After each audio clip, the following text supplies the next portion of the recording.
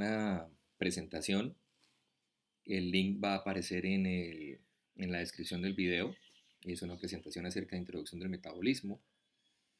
La charla es de Fitzpatrick y Turnbridge y es publicado por Pearson Education. Entonces empecemos. Como les decía, la charla es sobre una introducción al metabolismo, que es el tema que estamos viendo ahorita. ¿Qué, qué nos dice esta charla? Nos dice que básicamente la célula es una fábrica química en miniatura, en donde ocurren miles de reacciones. En estas reacciones la célula va a extraer energía y va a aplicar energía para desarrollar trabajo.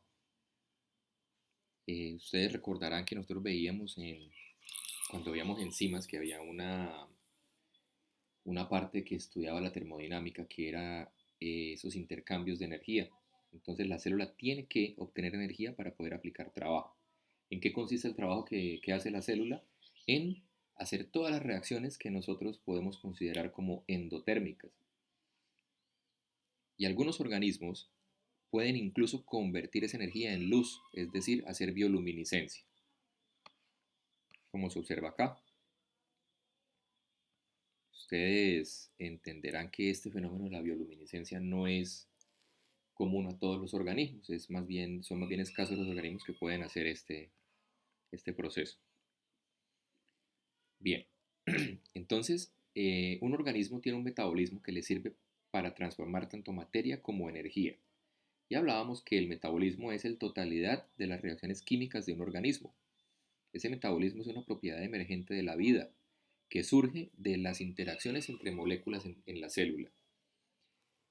Veíamos hace un rato en la asesoría que hay teorías que explican el origen químico de la vida. Y como la vida tuvo un origen químico, pues estas reacciones o estas interacciones entre moléculas se van a dar al interior de la célula de la misma forma que se daban antes de que hubieran células. ¿Y cómo se organizan estas reacciones? Estas reacciones químicas se organizan en vías metabólicas. Estas vías metabólicas comienzan con una molécula específica y van a terminar con un producto. Y cada paso intermedio entre una molécula y otra que se da para llegar desde el inicio de esta ruta metabólica hasta el producto es catalizado por una enzima específica. También espero que ustedes se acuerden que hablábamos de que las enzimas son específicas por el sustrato, de manera que yo puedo tener unas vías metabólicas bastante complejas, pero altamente reguladas y organizadas, gracias a que una enzima solamente va a catalizar una reacción en la mayoría de las veces. Y tenemos este gráfico. Nosotros queremos pasar del compuesto A al compuesto D.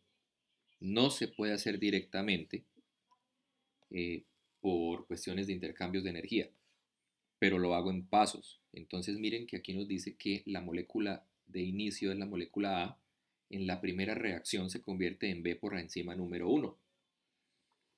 Es decir, el producto de B, el producto de la enzima 1, perdón, es B, pero a su vez B es el sustrato de la enzima 2. Si la enzima 1 no trabajara, la enzima 2 no tendría sustrato.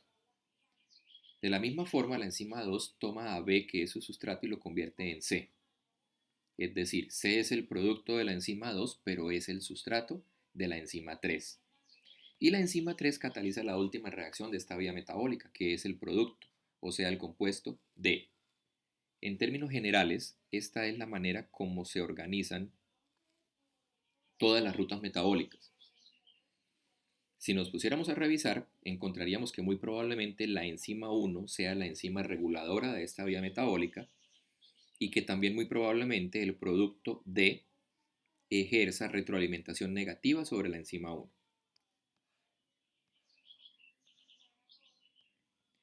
Podemos decir que el metabolismo se divide en dos grandes eh, partes. Por un lado están las vías catabólicas, son vías que favorecen la liberación de energía rompiendo moléculas complejas en compuestos más simples.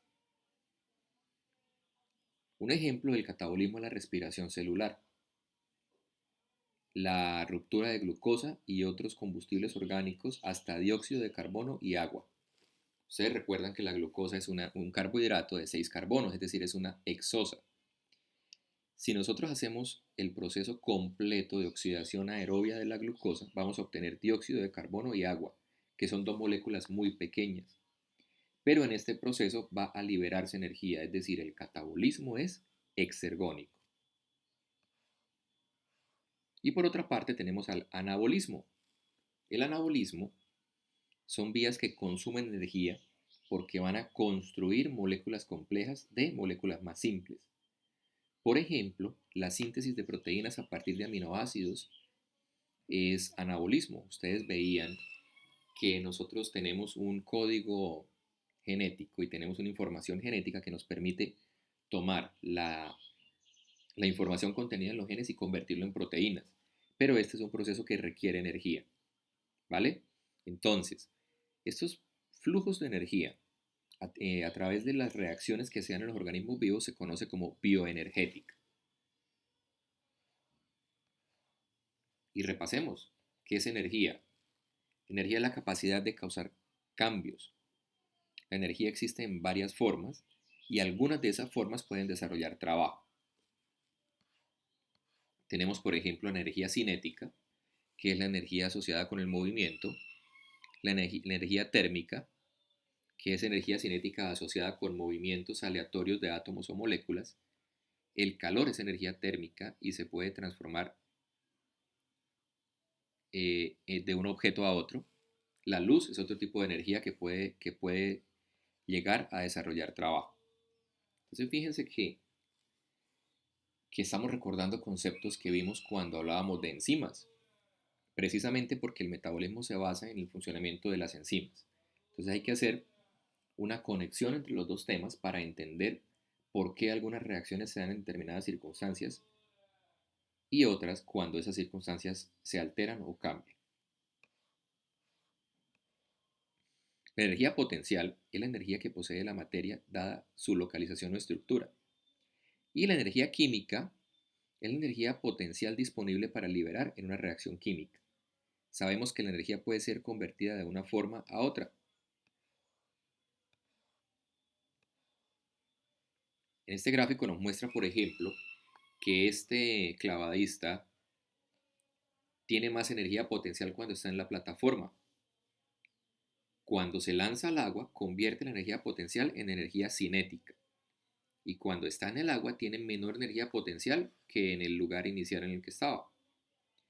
Cuando las personas o cuando el clavadista se devuelve, el hecho de trepar por la escalerilla convierte la energía cinética del músculo en energía potencial nuevamente al estar en la posición más alta. Fíjense que los tipos de energía pueden transformarse de uno a otro. Y recordamos las leyes de la transformación de la energía, que están estudiadas por la termodinámica. En un sistema abierto, la energía y la materia pueden ser transferidas entre el sistema y sus alrededores. En un sistema aislado, el intercambio con los alrededores no puede ocurrir, pero recuerden que los organismos son sistemas abiertos, es decir, la célula tiene que estar en un constante proceso de transformación e intercambio de materia y energía. Ustedes recordarán en sus clases de biología celular que la célula tiene mecanismos complejos para regular qué entra y qué sale. Y dentro de esos compuestos que entran, podemos incluir los compuestos que son fuente de energía.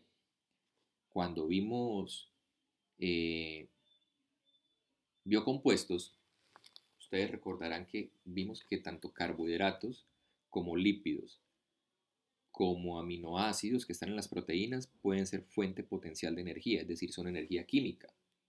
Y la célula tiene mecanismos para intercambiar esos compuestos con el entorno. Bueno, recuerden la primera ley de la termodinámica que nos dice que la energía del universo es constante, es decir, que la energía puede ser transferida o transformada, pero ni puede ser creada ni destruida. Y esta primera ley se llama el principio de la conservación de la energía. ¿Listo? La segunda ley de la termodinámica nos dice que durante todas las transferencias de energía o transformaciones de energía, alguna de esa energía se pierde como calor. Entonces, como esta energía se pierde, se puede decir, de acuerdo a la segunda ley de la termodinámica, que toda transferencia o transformación de energía incrementa la entropía del universo. Y por entropía, recuerdan que decimos que es una medida del desorden o aleatoriedad de un sistema.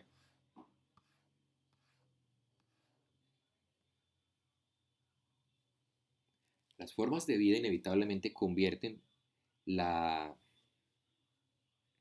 las células vivientes, perdón, inevitablemente convierten las formas organizadas de energía en calor.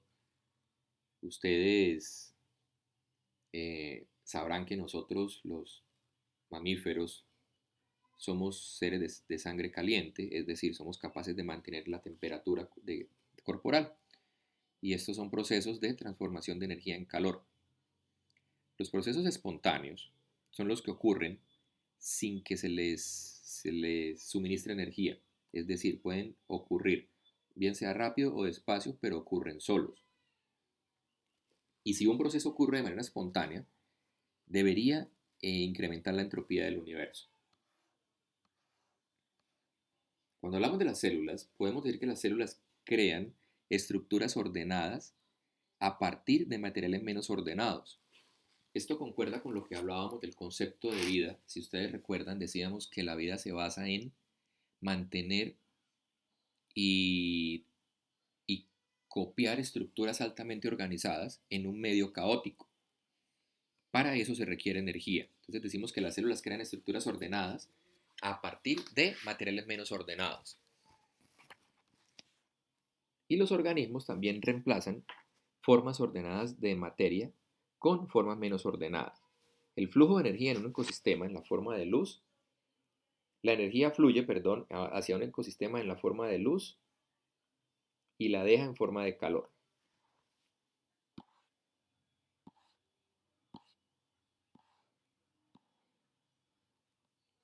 La evolución de organismos más complejos no viola la segunda ley de la termodinámica. La entropía o desorden puede disminuir en un sistema, pero la entropía total del universo se incrementa. Los organismos de esta forma se entienden como islas de baja entropía en un universo que cada vez es más aleatorio. Estos conceptos pueden parecer complejos, pero si los miramos en contexto, encajan en todas las teorías que hemos estudiado acerca del origen de la vida, y esto de que las células son islas de baja entropía se debe precisamente a la necesidad de intercambiar energía con el entorno y convertirla en estructuras ordenadas. Entonces, ¿cómo hacemos para saber si una reacción ocurre espontáneamente? Pues medimos el intercambio de energía libre de esa reacción. Y eso nos permite entender las reacciones químicas que se dan en un ser vivo. Y recordemos que los intercambios de energía libre se conocen como delta de G o energía libre de Gibbs. En un sistema viviente, la energía libre es energía que puede hacer trabajo cuando la temperatura y presiones son constantes. Tal y como en las células, ustedes también recordarán que hablábamos que todas las reacciones que vamos a estudiar se dan en condiciones de temperatura y presión constantes. Entonces, el cambio de esa energía libre o delta de G durante una reacción química es la diferencia entre la energía libre del estado final y la energía libre del estado inicial. Ustedes se acuerdan que solamente los procesos con un delta de G negativo son espontáneos. Y esos procesos espontáneos pueden ser asociados a desarrollar trabajo. La energía libre entonces es una medida de la inestabilidad de un sistema, de su tendencia a cambiar a una forma más estable. Durante una reacción espontánea, la energía libre disminuye y la estabilidad del sistema se incrementa.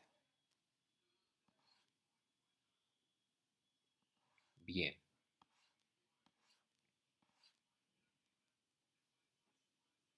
El concepto de energía libre se puede aplicar a los procesos de la química de la vida. Podemos decir que las reacciones son exergónicas cuando el delta de G es negativo Y la magnitud del delta de G representa la cantidad máxima de trabajo que la reacción puede desarrollar. Este concepto también puede volverse un poco confuso, pero cuando veamos en una vía metabólica cómo el delta de G me va a direccionar el sentido de la reacción o la necesidad de introducir otro tipo de moléculas que son intermediarios energéticos fosforilados, se entiende mejor el concepto. Entonces, este gráfico nos dice que si los reactivos o los sustratos tienen mayor energía libre que los productos, se libera una cantidad de energía en ese proceso, lo cual quiere decir que la reacción es exergónica. Pero al revés, si los reactivos tienen menor energía que los productos, esta reacción no puede darse por sí misma y requiere el flujo de energía o requiere que se le aporte energía y va a generar un delta de G positivo.